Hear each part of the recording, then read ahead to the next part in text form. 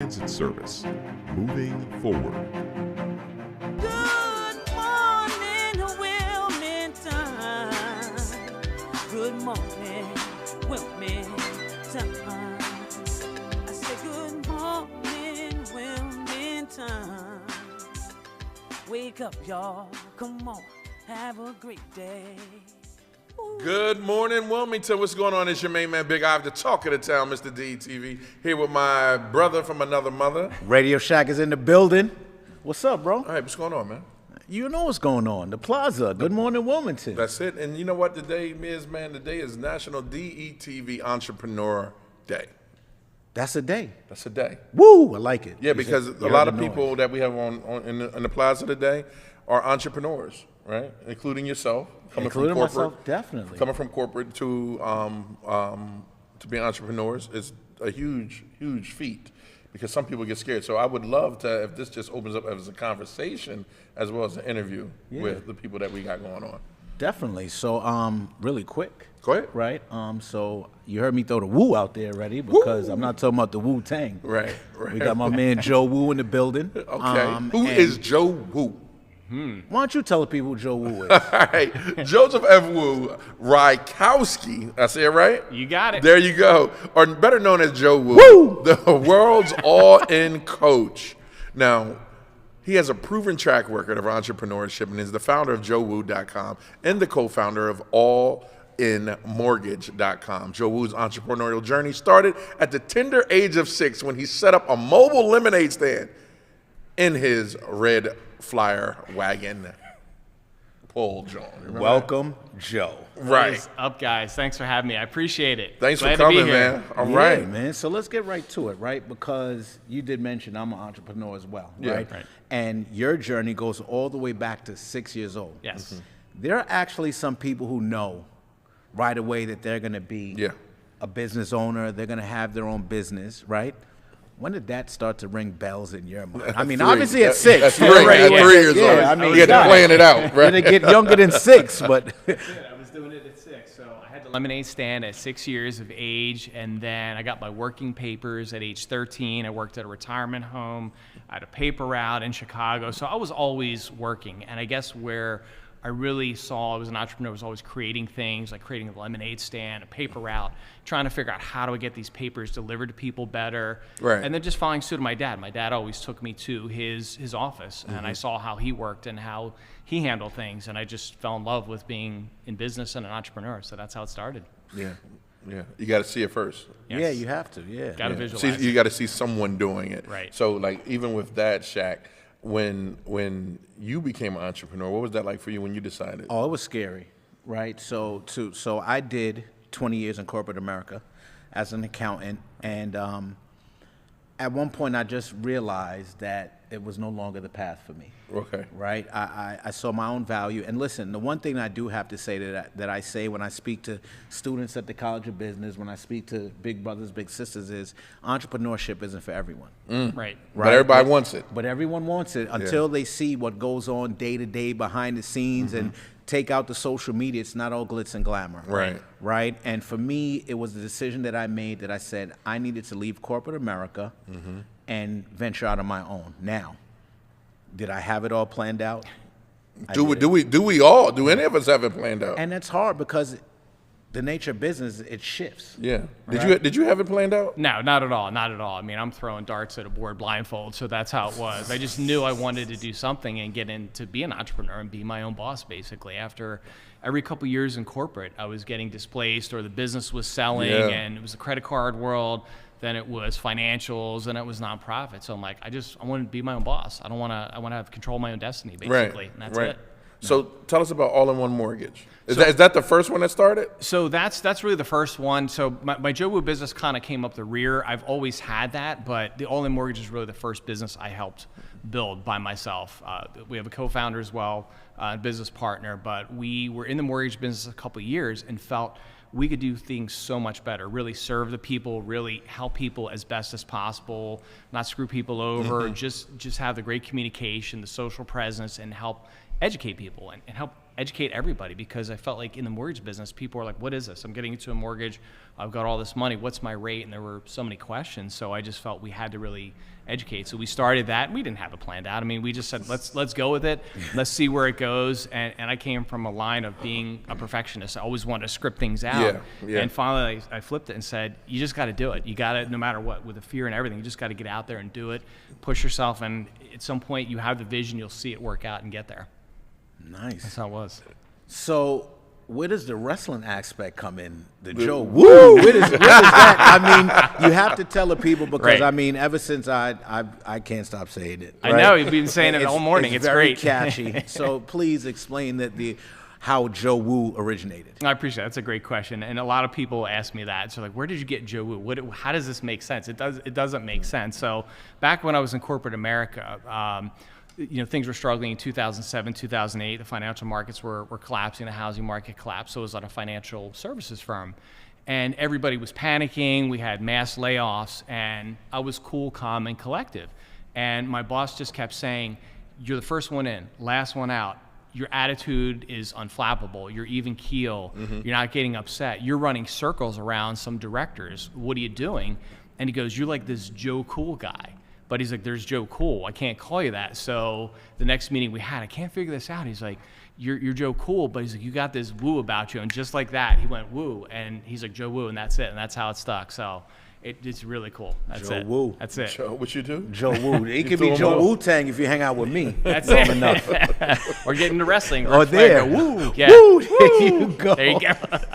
But Yeah. all jokes in the corner, right? Right. So it takes, that personality is good to have in the business field. But going back to the whole piece where you left corporate America, right? How was that decision for you? How long ago was that? And what advice do you have anybody who might be sitting in your position right now behind the desk and they're watching JoeWoo?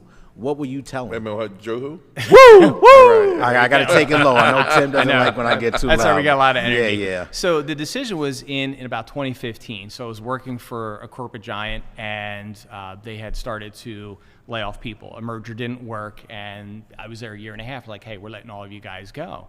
And I remember sitting with a friend. I said, I'm just tired. Every couple of years, like putting myself out of business, basically.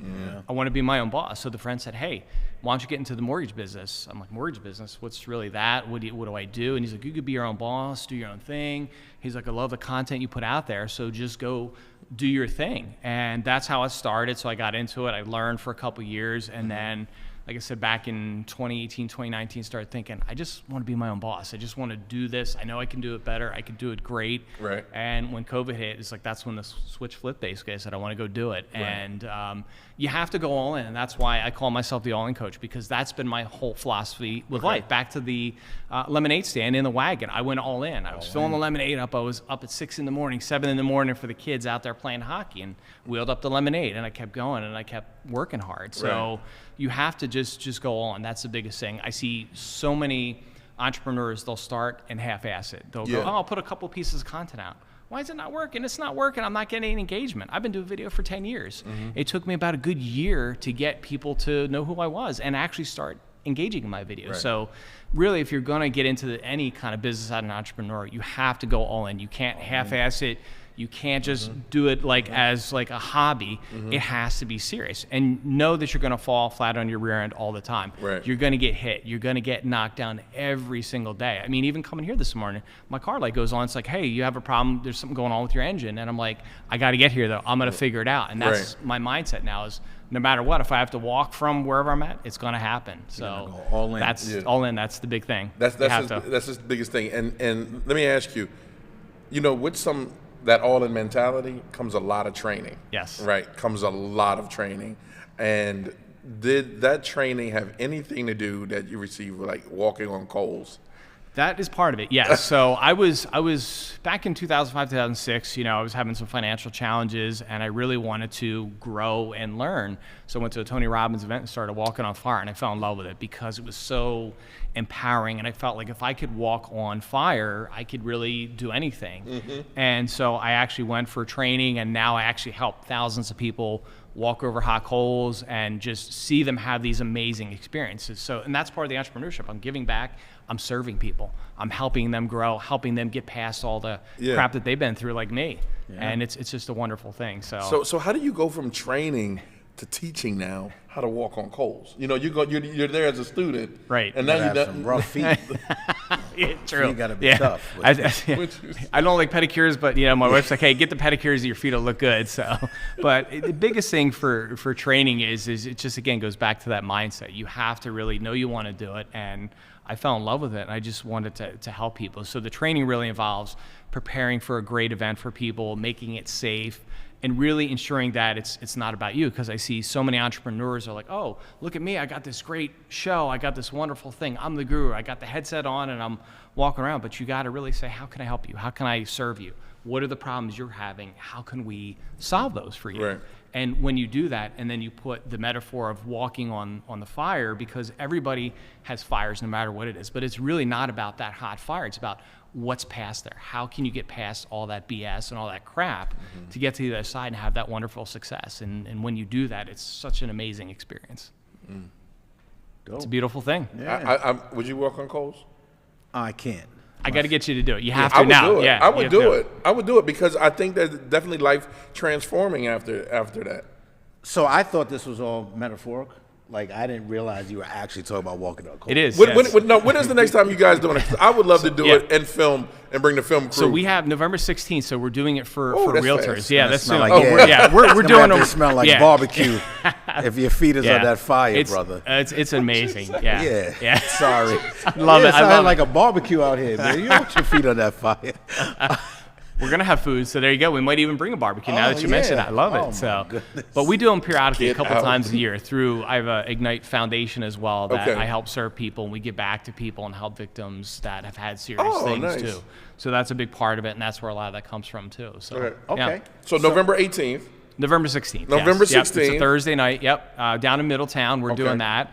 And we're helping realtors kind of break through barriers, because right now in the business, it's hell. The mortgage business and real estate is nuts. Correct. Yeah. And just really quick, speaking of today, right, walking on fire, I heard something briefly this morning regarding realtors and commissions that are changing. Yes. So can you speak about that really quick? Well, that's a whole other show. Anybody wants to That's a get whole it, other show. but that is deep.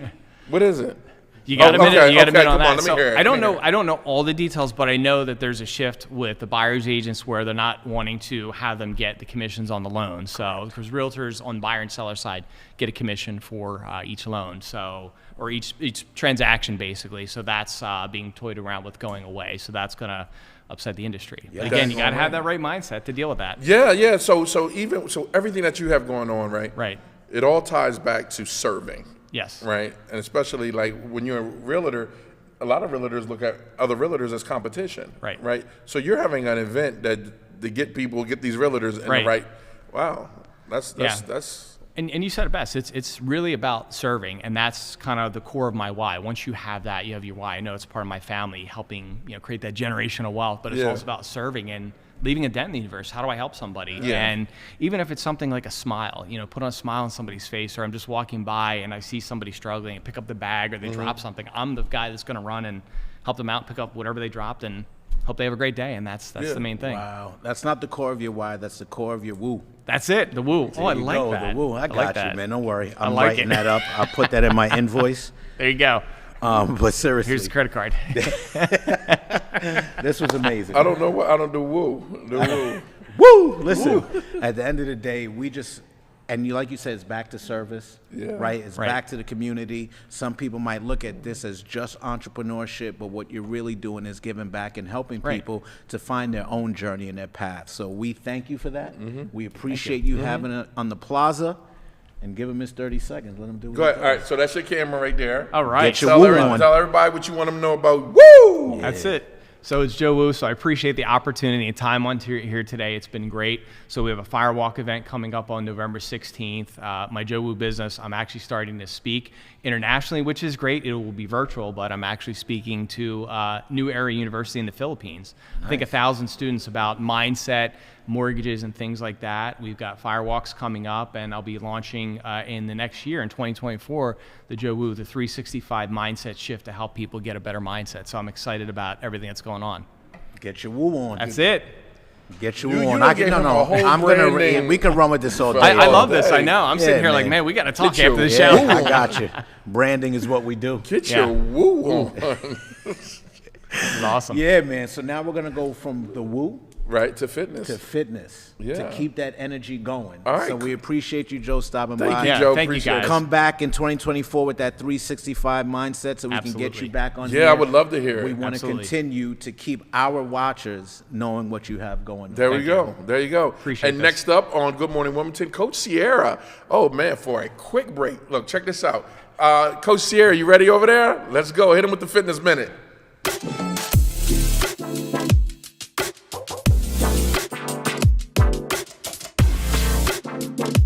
All right, good afternoon, great morning. Depending on where you may be in the world, tapping in with us here at Good Morning Wilmington. It is your fitness coach, Sierra O'Brien, and I'm excited and honored to be before you guys to just give you 1 minute of valuable tips as the holiday season is approaching. All right, and I've learned a long time ago, you guys, it is commitment and consistency, right? So I want you to realize this. You either are committed to the result or you're gonna be committed to the excuse. Either way, you're gonna be committed, but I wanna encourage you to be committed to that other version of you. So number one, as the holiday season is approaching, right, we want you to be committed to drinking a little bit more water, all right? Drink a little bit more water. You know, you'll notice as you drink more water, you'll feel fuller faster. If you can, get some cardio in, okay? Commit to some cardio. Cardio doesn't have to be this high intensity, right? It can be going for a simple walk. The weather's changing, so you gotta change. And lastly, I want you to know that you become like the people you hang around. So hang around people that are going in the direction that you are going. So that is just my tips to keep you on track for the holiday season that is fastly approaching.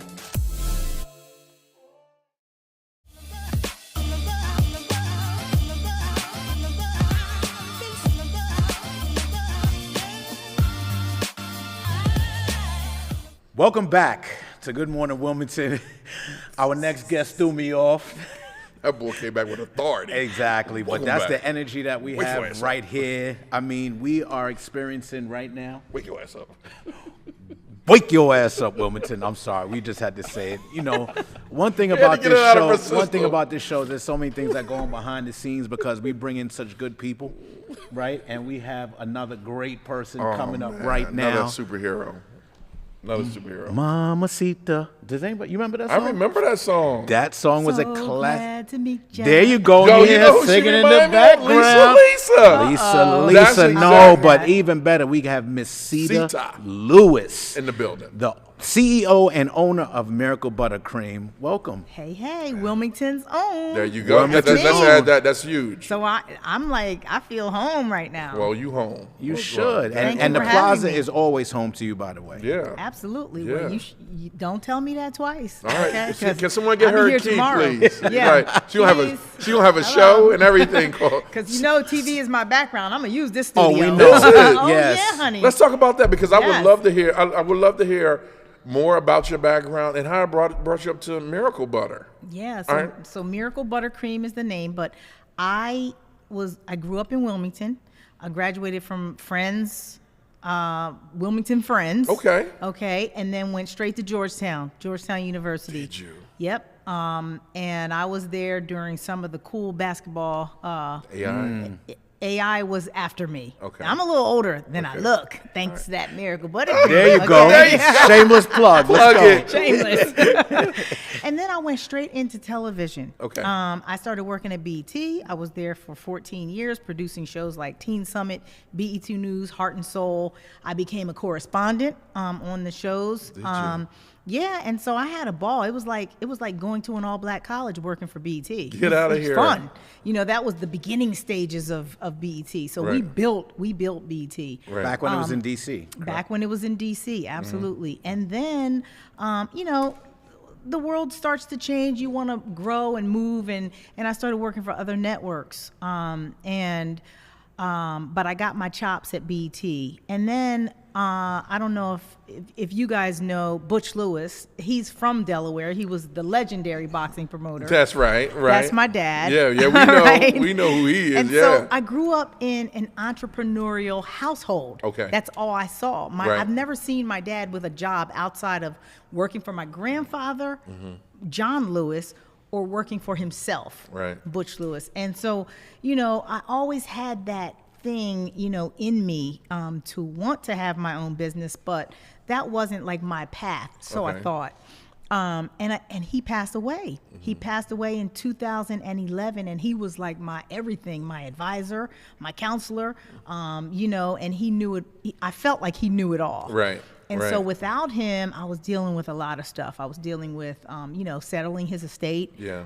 which took a lot longer than we expected. Right. And with that, I ended up having to focus on his estate and was out of work for 2 years. Wow. And when you're in the television industry and you get out for 2 years, you know, You gone. technology changes. You try to Yeah. come back and they looking at you crooked. Well, Like, if you What want, have if you you want to done come for me here, lately? but if you want to come here, we building a whole network. that's so. all you're good as is your last show. Yeah, okay? I heard that. Yeah. It's true. And I had to live that out. And so I was struggling. I almost lost my house. Wow. But wait a second. Wait a second, because the average person is going to listen right now Yeah. and say, "Well, you just said that your father was the world famous boxing promoter Butch Lewis, right? But now you're talking about where you were in a position where you almost lost your house." Right. Right. A lot of people are going to think that you were just How is that fed possible? this silver spoon. How is that possible? Right, So right. please explain so to the people. we had, you know, not to go into too many details, but everybody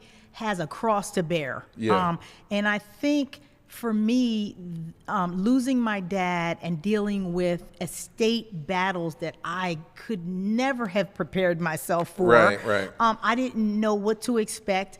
And literally, so much had happened financially that it kind of like wiped out what I felt like was the legacy that my dad, he wanted to build generational wealth for the family. And what he really built was generational wisdom, knowledge, things that people cannot steal, take, or feel entitled to. Right. So we may have lost a lot financially, but the things that he put in me in that household, you know, Stays. it wasn't no silver spoon, okay? It was Yeah. like, Negro, get to work, Yeah, okay? yeah. And those are the things when somebody starts to instill in you a work ethic that is unmatched, because Right. he was the hardest boss I ever had. At one point, I did work for him, and I mean, he was a tough dude. And so none of these crazy TV bosses out here could really get under my imagine. skin. Yeah. Because once you work for Butch Lewis,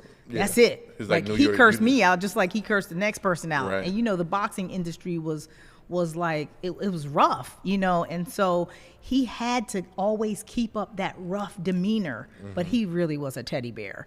You know, if I needed something and I was really pressed, like, Dad, you know, like my mortgage payment, I messed up, I spent my money on the wrong things. Yeah. And he'd be like, well, I'm your last resort, I don't know what you're gonna do. Right. You know, Right. and so he taught us to fend for ourselves. Right. And that was that thing that nobody could really take from us. So when I found myself out of work and trying to figure it out all over again at 50, because 50. I started this business at 50. Still Okay. don't believe you. Yeah. So that was 6 But you say you years don't ago. believe her now. I'm heading towards 57 right now. Yeah. So I'm closer. No, I'm no, closer to no, 60. It's this miracle. No. There's a What reason is it's it- called what the Miracle hell is in Buttercream. this Buttercream. There's a reason it's called Miracle She over here sitting like she Buttercream. 21, Oh, like my she wasn't goodness. breaking down Lisa and Cold Jam, and she talking about Hey. she knocking on the door at 60. 60. That is I am- unbelievable.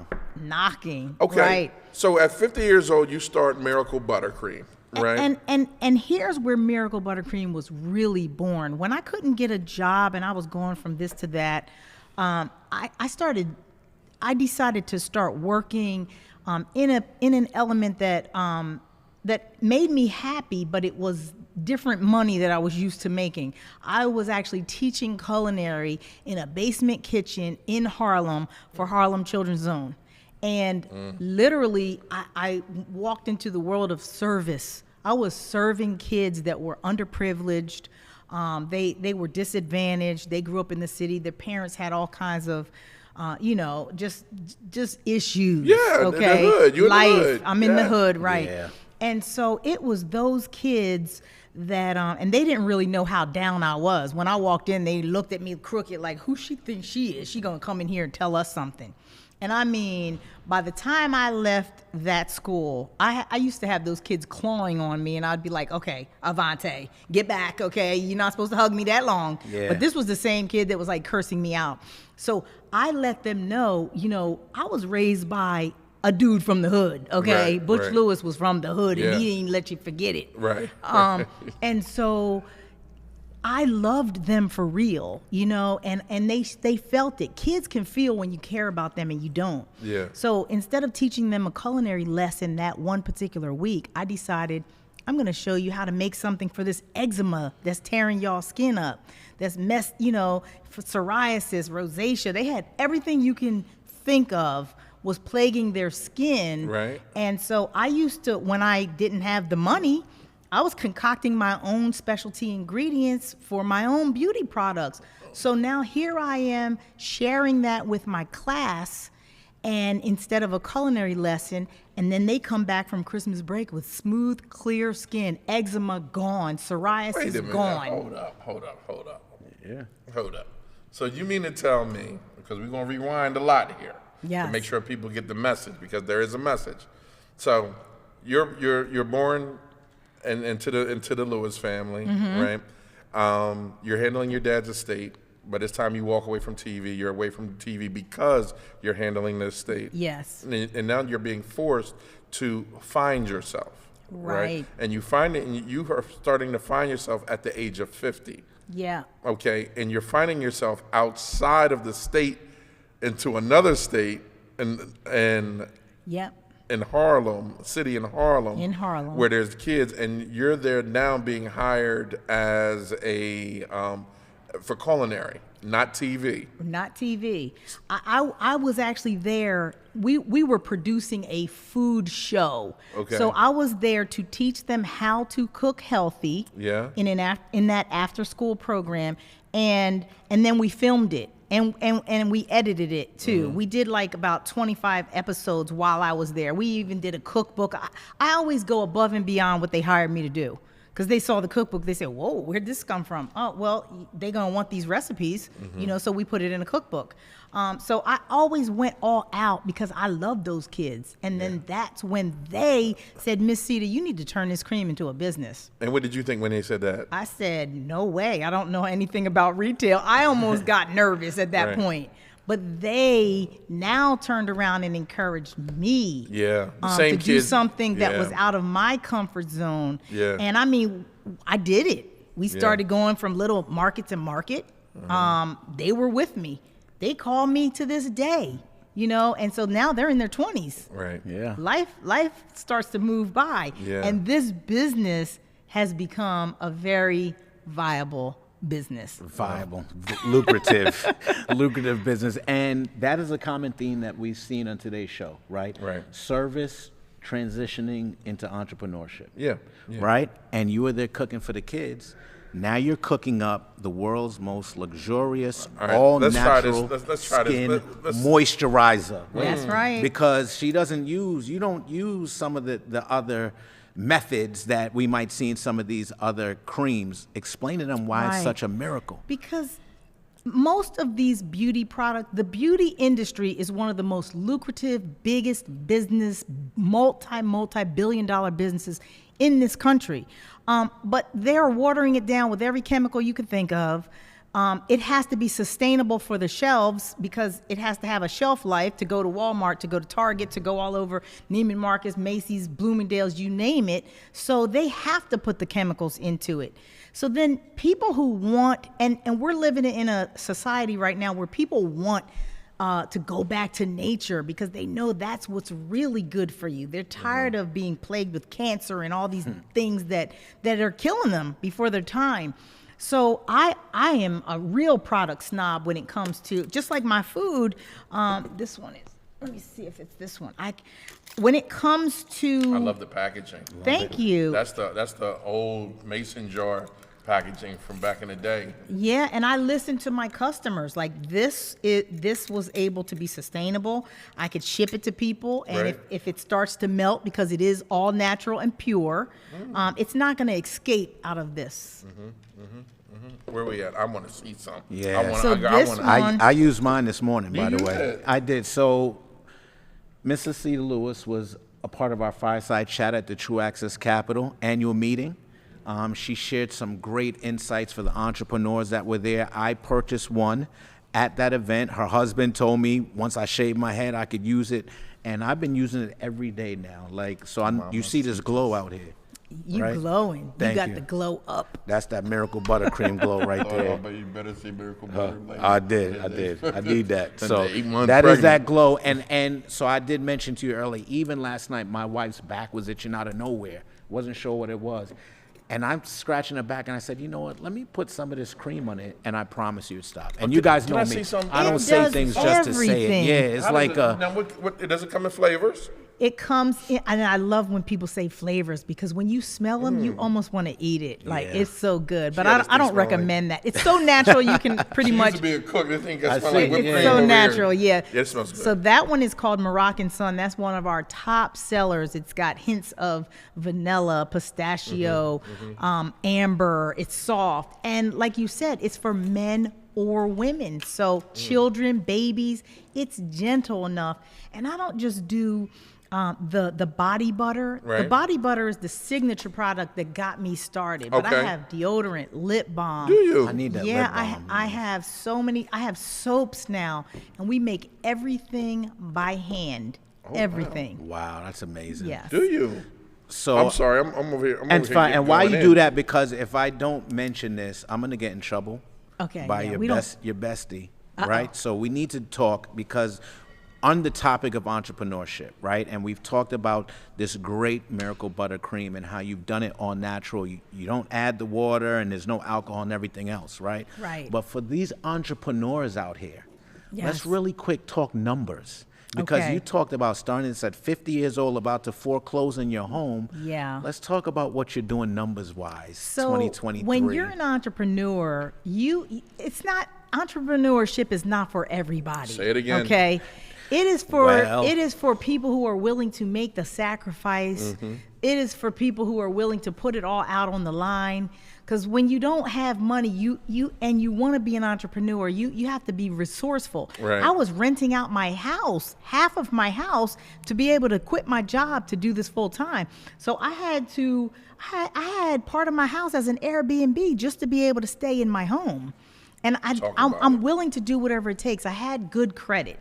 I might not have had money, but I had good credit. So I was able to loan myself money, because it takes money to make money. Right. So I was able to loan myself money. When I say loan myself, you have to do it as a transaction. Right. You have to give yourself the money in a check, in the form of a check. Loan to Mama Sita's Incorporated. That's the parent company of Yeah. my business, right? And then 3 years later, I was able to pay Sita back. Now the company is sustaining itself. Right. Okay. And it's more than sustaining itself. We're now on $1 million run rate. We good. There it That's is. what she's saying. There it is. Bottom line, me, we good. You don't have to Airbnb Where- no more. No. Put it this way: if you're averaging 1,000 orders a month, which we Yeah. are, then and the average order is $100 an order, Talk to him. that's $100,000 a month. Yeah. Okay, in sales. Of course, your expenditures go up. Okay, but then when you come to the end of the year and you minus your expenditures, you see, okay, I have 6 people on my staff now. I have so I'm still investing in the business. Understood. Yeah. 6 years later, I'm still putting into the business. Yeah. But now I'm getting to the point where, people like Denzel Washington are hitting me up saying, "Hold up, wait a minute. I saw you was auditioning on Shark Tank. Now I want a piece of that." Right. Because he was someone who supported me in the beginning. Now he didn't say, "Here's money." Right. He was one of my dad's friends, and he used to check on me. You good? You good? You good?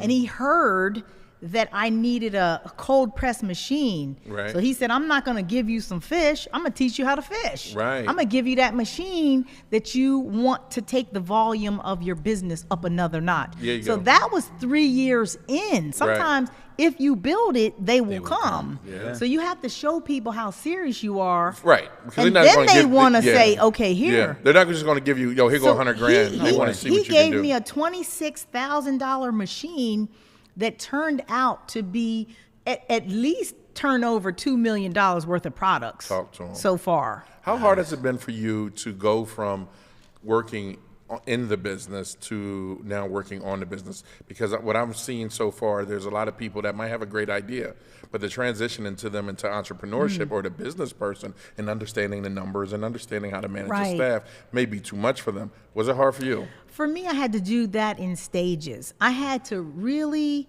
say, okay, I can't make this butter forever, or I'm going to stay a small business. Right. I have to bring people in and turn them into little mini Citas. So I have to find somebody who can make miracle buttercream just like I make it. Yeah. And trust me, when I brought those people in, I didn't turn them loose for like at least 6 months.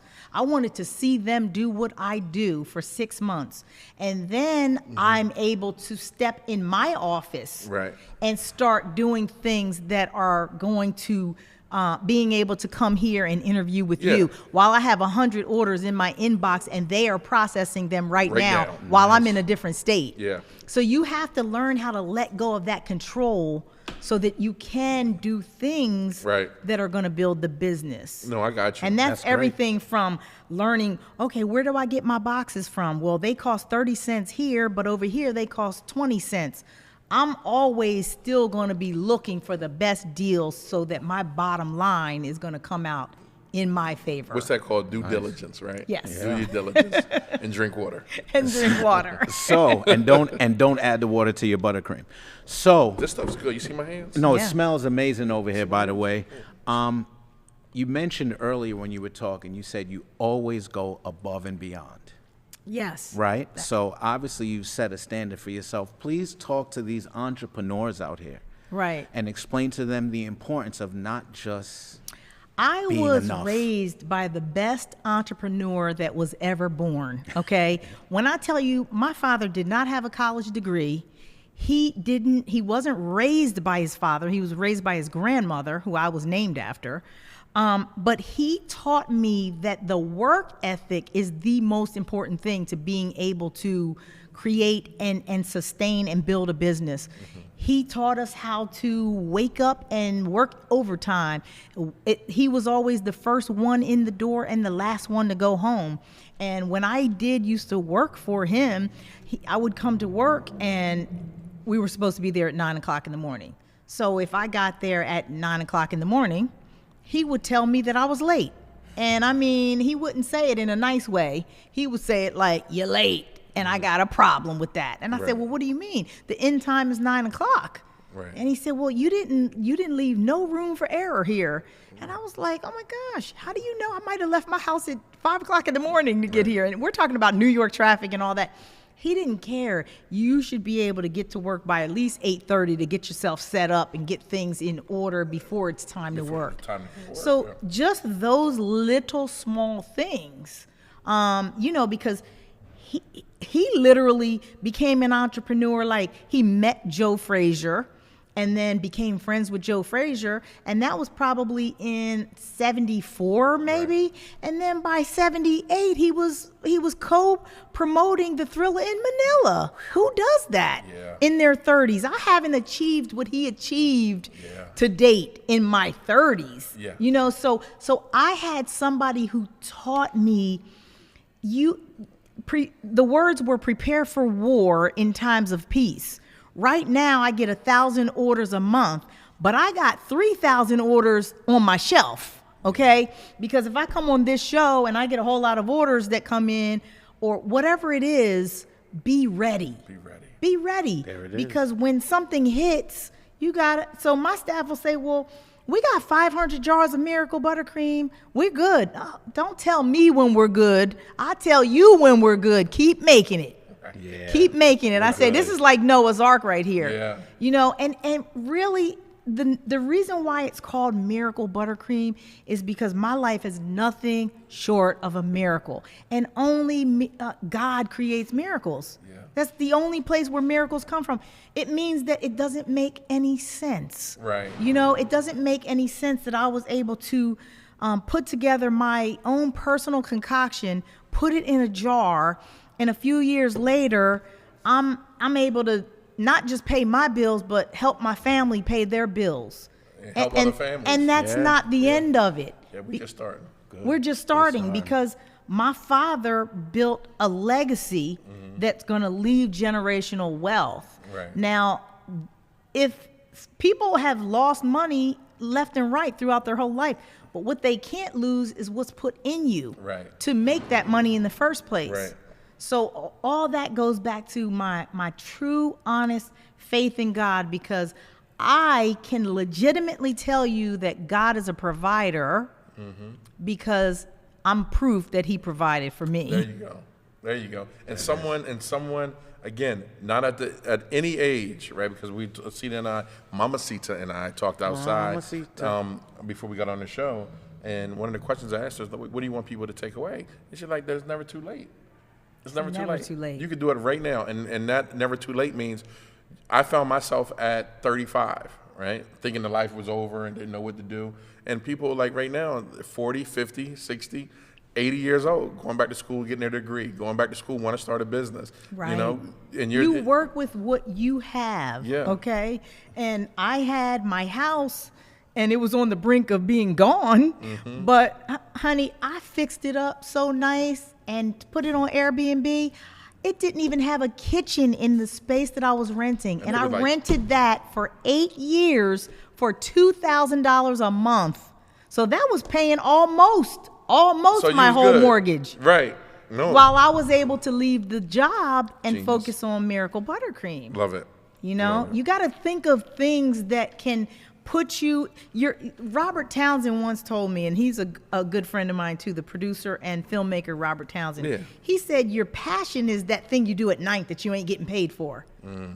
You know, and then you just keep doing whatever you can do to finance that dream. When he did I'm Gonna Get You Sucker, he said he financed that whole movie on a credit card. I heard. On a credit card. Yeah. One of my biggest inspirations, Robert Townsend. Yeah. Yeah. Love it. He's awesome. All right, Miracle Buttercream, Mama Sita's. Where can they purchase it?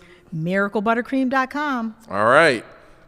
This is dope. My hands, I'm over here glowing, y'all. You're going to be an addict, okay? Once you start it, all of my customers are repeat customers for 6 years. They don't go away. Okay, we're going to try it. They just keep coming back. We're going to try it, Mama Sita. He's going to come back trying to glow like me. Hair, face, skin, feet, head to toe. Head to toe. I'm willing to try it. Thank you so much for stopping by. Absolutely. That's your camera right there. 10 seconds.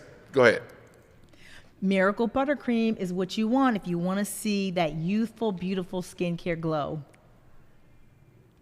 And it's all natural. That's it. All right. Thank you so much for coming, Mama Sita. Appreciate it. Thank you for having me. Anytime y'all call me, I'm getting on the highway. All right, cool. We're going to hold you to that, too. And this is your butter. Great show. Which one's ours? That one's yours. This one's mine? You've got Meeshach's. Is that? No, that can't. How you been rubbing your fingers all in my butter? Oh, my goodness. And he wanted the grapefruit lemonade, so that's... It's cool. Y'all can switch. Yes, we are, because I'm not taking that one. But once again, we appreciate you tuning in. You could have been anywhere in the world, but you're here with us right here in the plaza. Good morning, Wilmington. Thank you again, Mrs. Sita Lewis. Thank you for JoeWoo that came into the building. And all of you for spending your time with me and Big Ive. There you go. So the next time we see you, be safe out there. All right. Peace. Yes, indeed. Miracle Butter.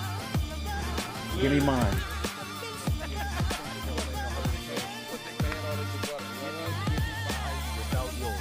Man, yo,